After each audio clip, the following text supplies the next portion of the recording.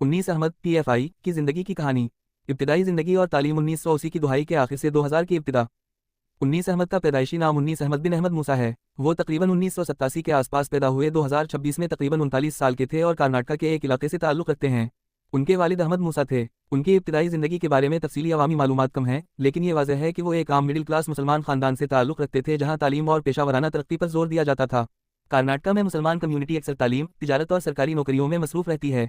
19 ने साइंस और टेक्नोलॉजी के शोबे में तालीम हासिल की। इन्होंने इंजीनियरिंग की तालीम मुकम्मल की और आईटी सेक्टर में दाखिल हुए। उनके करियर का आगाज़ एक सॉफ्टवेयर प्रोफेशनल के तौर पर हुआ।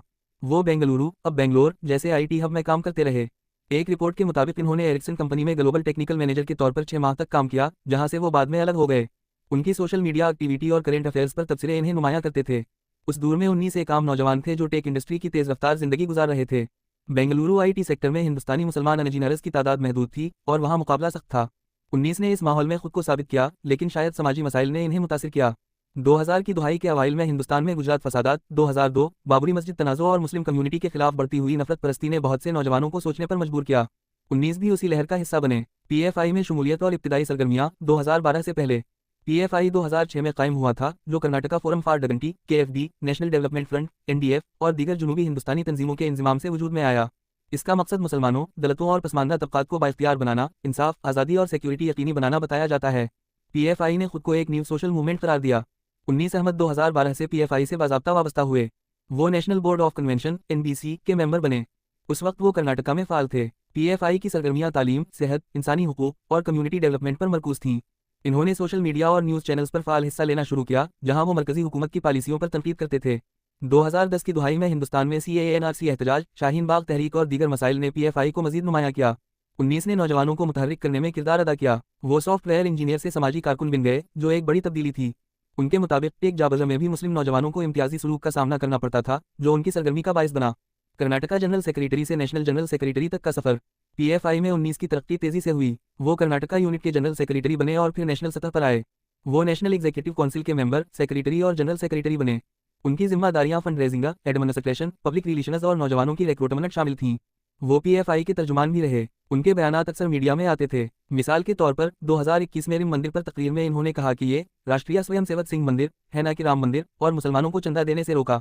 इन्होंने राष्ट्रीय स्वयंसेवक सिंह को कैंसर से तशबीह दी और कहा कि हिंदुस्तान में मसला हिंदू मुस्लिम नहीं बल्कि राष्ट्रीय स्वयंसेवक सिंह बमुकाबला मुसलमानों का है। इस पर उन पर हेट स्पीच का केस दर्ज हुआ। 19 ने हिंदुत्व को हिंदू मजहब से अलग करार दिया और कहा कि हिंदुत्व फस्तायत है।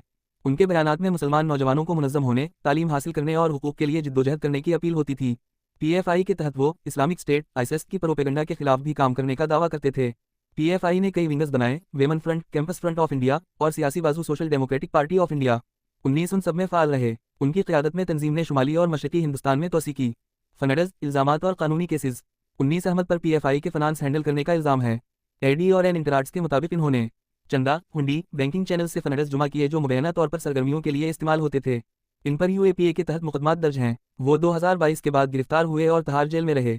इन्होंने इल्ज़ाम लगाया कि हुकूमत और राष्ट्रीय स्वयंसेवक सिंह एजेंसियों का गलत इस्तेमाल कर रही है। 2026 में भी उनका बेल केस चल रहा था। हज के लिए इबादत की दरख्वास्त मुस्तरद हुई। पीएफआई 2022 में 5 साल के लिए बैन हुआ। 19 ने अदालत में कहा कि वो सॉफ्टवेयर इंजीनियर हैं और तंजीम समाजी काम करती है। ज़ाती ज़िंदगी, ख़ानदान और असरात।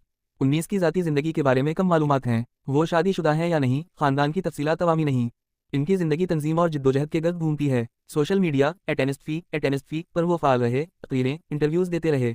उनके हामी इन्हें बहादुर लीडर मानते हैं जो मुसलमानों के हुकूक के लिए आवाज़ उठाते हैं। उनकी कहानी हिंदुस्तान में अक़लियतों की सियासत की पेचीदगी को ज़ाहिर करती है। पीएफआई की वसअत और 19 का किरदार। पीएफआई ने दिल्ली, यूपी, केरला, तमिलनाडु वगैरह में फैलाव किया। ये तालीम, सेहत कैंपस, इंसानी हुकूक की वर्कशॉप्स चलाता था। 19 ने फंड्स इकट्ठा करने में कलीदी किरदार अदा किया, जो डसकटस से नेशनल कमेटी तक जाते थे। उनके दूर में तंजीम ने CAA के खिलाफ एहतजाज, दलित, मुस्लिम इत्तेहाद और दीगर मसाइल पर काम किया।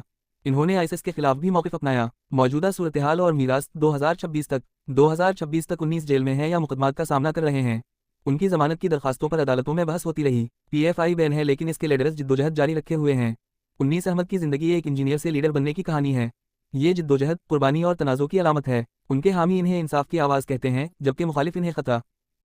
पॉपुलर फ्रंट ऑफ इंडिया जब से शुरू हुई है, तब से हमने आरएसएस के फैसिस्ट एजेंडे, हिंदुत्व फैसिस्ट आइडियोलॉजी के खिलाफ एक अनकॉम्प्रोमाइजिंग हमने स्टैंड लिया है। कभी भी हमने इनके सामने सर नहीं झुकाया, और ये सिर्फ बातों में नहीं, जहाँ जहाँ ग्रास रूट लेवल में हमारे कैडर मौजूद हैं वहाँ वहाँ हमने इनकी हिंदुत्व आइडियोलॉजी की मुखालिफत की।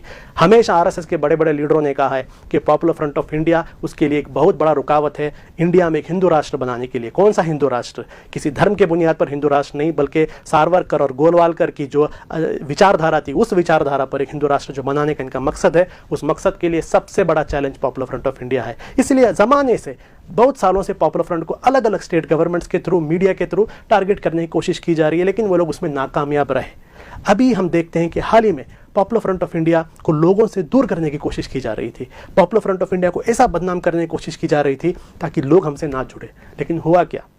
हम देख रहे हैं पूरे इंडिया के अंदर पॉपुलर फ्रंट ऑफ इंडिया की मकबूलियत, एक्सेप्टेंस और बढ़ गई। बहुत सारे लोग पॉपुलर फ्रंट के साथ जुड़ने लगे।